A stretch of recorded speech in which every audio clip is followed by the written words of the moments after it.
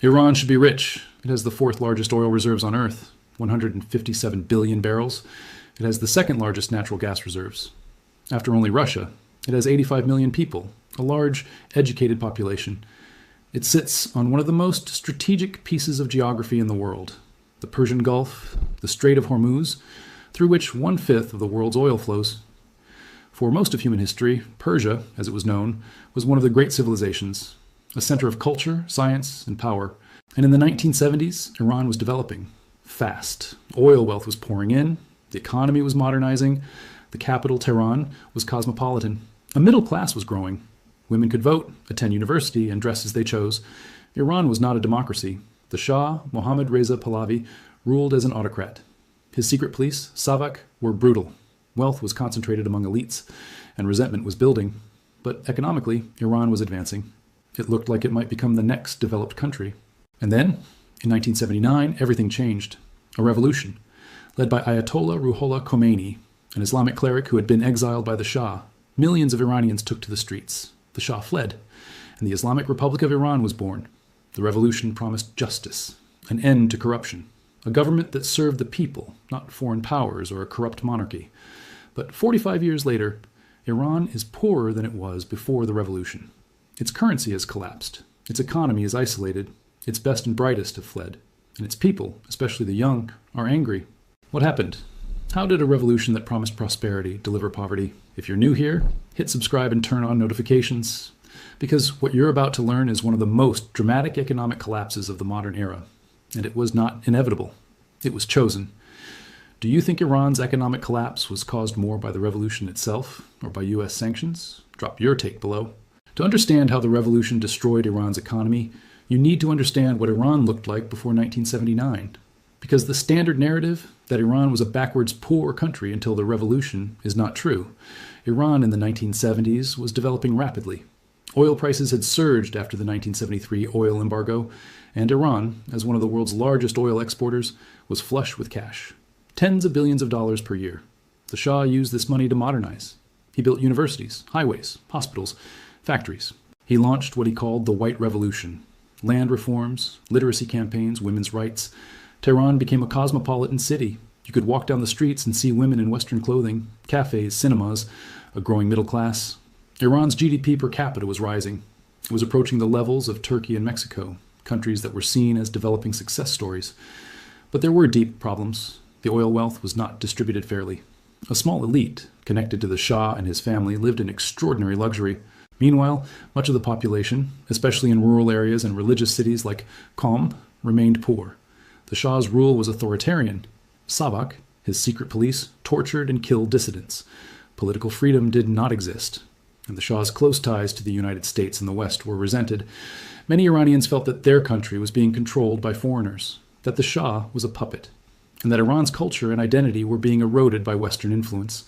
The Islamic clergy, who had been marginalized by the Shah's secularization, were particularly angry.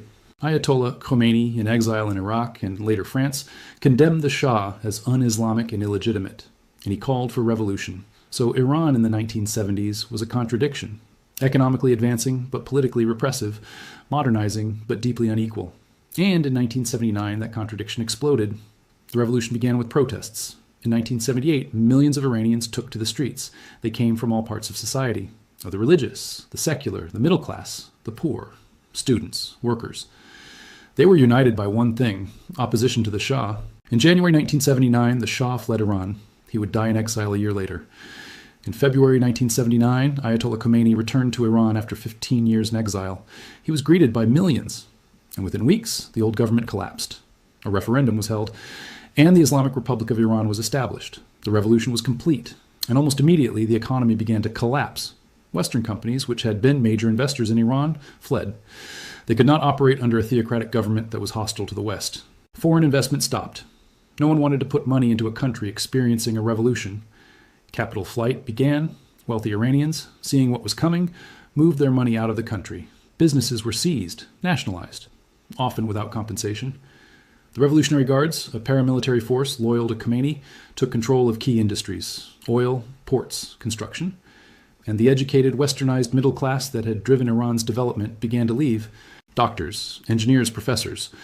They emigrated to the United States, Europe, Canada. This brain drain has never stopped. Today, millions of Iranians live abroad, and many of them are the best educated, the most talented, the ones Iran needed most. In November 1979, just months after the revolution, Iranian students stormed the U.S. Embassy in Tehran. They took 52 Americans hostage and held them for 444 days. This was not just a political act, it was an economic disaster. The United States froze $12 billion in Iranian assets, imposed sanctions, and began a policy of isolating Iran that has lasted for 45 years.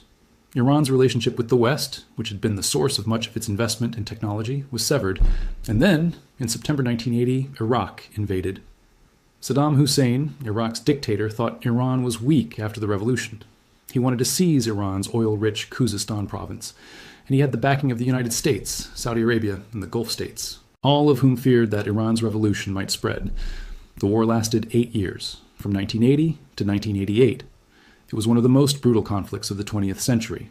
Over 1 million people died, Iranians and Iraqis. Cities were destroyed, oil facilities were bombed, chemical weapons were used, and the economic cost was staggering. Estimates suggest the war cost Iran over $500 billion. An entire generation of young Iranian men was killed or maimed, and the war economy that developed during this period entrenched the Revolutionary Guard's control over the economy. They controlled smuggling, black markets, reconstruction, and they have never let go. When the war finally ended in 1988, Iran was devastated. But instead of rebuilding and opening to the world, Iran remained isolated. The revolution's ideology, which prioritized resistance to the West and support for Islamic movements abroad, meant that Iran could not integrate into the global economy, and U.S. sanctions, which had begun in 1979, remained in place. Over the next 35 years, Iran has cycled through periods of attempted reform and hardline retrenchment. In the 1990s, President Rafsanjani tried to rebuild the economy. He opened slightly to foreign investment, but the Revolutionary Guards, who controlled huge parts of the economy, resisted, and corruption became endemic. In the late 1990s and early 2000s, President Khatami, a reformist, tried to open Iran to the West. Young, educated Iranians were hopeful, but the supreme leader, Ayatollah Khamenei, who holds ultimate power in Iran, blocked meaningful reform. And the United States, under President George W. Bush, declared Iran part of the axis of evil. Any hope of reconciliation died. In 2005, Mahmoud Ahmadinejad, a hardliner backed by the Revolutionary Guards, was elected president. He accelerated Iran's nuclear program. This triggered a new wave of international sanctions, not just from the United States, but from the United Nations and the European Union. These sanctions targeted Iran's oil exports, its banking system, and its ability to trade. By 2012, Iran's currency, the rial, had lost 80% of its value. Inflation hit 40%. Unemployment soared. The economy was in crisis. In 2013, Hassan Rouhani, a moderate, was elected on a promise to fix the economy by negotiating with the West. And in 2015, after years of talks, Iran reached a deal with the United States, the European Union, and other powers. The Joint Comprehensive Plan of Action, the nuclear deal. Iran agreed to limit its nuclear program, and in exchange, sanctions were lifted. For a brief period, from 2016 to 2018, Iran's economy improved. Oil exports increased. Foreign investment began to return. There was hope. But in 2018, President Donald Trump withdrew the United States from the nuclear deal. He reimposed sanctions and launched a campaign of maximum pressure. The goal was to force Iran to renegotiate, to give up not just its nuclear program, but its support for militant groups across the Middle East. Iran refused, and the economy collapsed again. The rial crashed. Inflation soared to over 50%. Oil exports, which had briefly recovered, were sanctioned again, and Iran was cut off from the global financial system. In 2021, Ibrahim Raisi, a hardliner, was elected president. Turnout was the lowest in the Islamic Republic's history. Many Iranians, especially the young, no longer believed the system could deliver.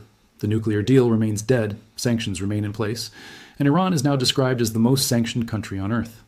45 years after the revolution, Iran is poorer, more isolated, and more unstable than it was under the Shah. So why did this happen?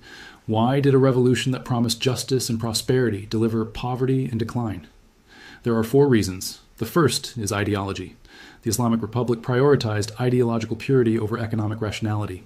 The Revolutionary Guards, who were created to defend the revolution, took control of vast parts of the economy. They run oil exports, ports, construction companies, telecommunications.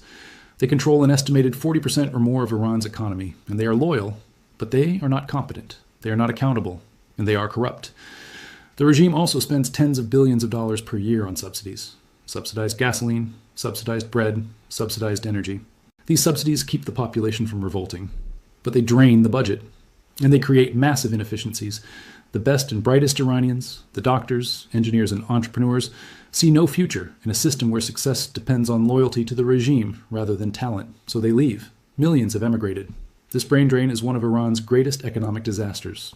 The people who could have built industries, started companies, and driven growth are gone. The second reason is sanctions. The United States has sanctioned Iran for 45 years. These are not normal sanctions. They are comprehensive. Iran is cut off from the SWIFT international banking system. This means it cannot conduct normal financial transactions. It cannot easily buy or sell goods internationally. Its oil exports are sanctioned. Iran has to smuggle oil through intermediaries, selling at discounts, losing billions. It cannot import advanced technology or machinery, which means its industries cannot modernize. And there are secondary sanctions. Any company that does business with Iran can be sanctioned by the United States. This means that even countries that do not support U.S. policy are afraid to trade with or invest in Iran, because the cost of being cut off from the U.S. financial system is too high. These sanctions have devastated Iran's economy. They are the most comprehensive sanctions regime in modern history, and they have worked. Iran's economy is a fraction of what it could be. The third reason is corruption and mismanagement. The Revolutionary Guards and regime elites have enriched themselves. They control smuggling networks. They profit from sanctions evasion. They live in luxury while ordinary Iranians struggle. State-owned enterprises are inefficient. They lose money. But they are never reformed because they provide jobs and patronage to regime supporters. The rule of law is weak. Contracts are not enforced. Property rights are insecure. This discourages private investment. And the subsidies, which cost $60 billion or more per year, are unsustainable. But cutting them is politically dangerous because the population relies on them. The regime is trapped. It cannot reform without risking unrest, but it cannot continue without bankrupting itself. The fourth reason is regional proxy wars. Iran spends billions of dollars per year supporting militant groups across the Middle East. Hezbollah in Lebanon, the Assad regime in Syria, the Houthis in Yemen, militias in Iraq, Hamas in Gaza. The regime calls this the axis of resistance, and it justifies it as defending Iran from enemies, particularly Israel and the United States. But the cost is enormous. Estimates suggest Iran has spent tens of billions of dollars supporting Assad alone, money that could have been invested in Iran's infrastructure, education, or healthcare. The regime prioritizes ideology and regional influence over the welfare of its own people. The results of 45 years of this system are clear. Iran's GDP per capita is approximately $5,000. Saudi Arabia's is over $23,000. The UAE's is over $44,000. Turkey's is $10,000. All of these countries have fewer natural resources than Iran, but they are wealthier because they made different choices. The Iranian rial, which traded at 70 rials to the dollar in 1979, now trades at over 500,000 rials to the dollar. The currency has lost over 99% of its value. Inflation is chronic, often 40% or higher. Youth unemployment is over 25%, and protests have become regular. In 2009, millions protested a stolen election. In 2017 and 2019, protests over economic conditions spread across the country. In 2022, the death of Mahsa Amini, a young woman arrested for not wearing her hijab properly, triggered the largest protests in decades. Women and young people chanted, "Woman, life, freedom." The regime responded with violence. Hundreds were killed, thousands arrested. But the discontent remains. Iran also faces an environmental crisis. Lakes are drying up, rivers are depleted, water is running out. This is partly due to climate change, but it is mostly due to mismanagement. The regime has prioritized short-term political needs over long-term sustainability, and the consequences are becoming catastrophic. What could Iran have been if the revolution had never happened? If Iran had stayed integrated with the West, if its oil wealth had been invested in development rather than wasted on war, subsidies, and proxy militias, Iran could be one of the richest countries in the Middle East. With its resources, its population, and its strategic location, Iran's GDP per capita could easily be $20,000 or more, 4 times what it is now. It could be a regional power through economics and innovation, not through militias and proxies, but that is not what happened. The revolution chose ideology over economics. It chose resistance over integration. And 45 years later, the results are undeniable. The revolution destroyed Iran's economy. History doesn't repeat, but if you don't understand it, it will crush you all the same. Iran had everything it needed to be rich. But ideology, isolation, sanctions, and corruption turned potential into poverty. And 45 years later, the decline continues. If this gave you a new perspective, hit subscribe. History has the answers. I'll show you where to look.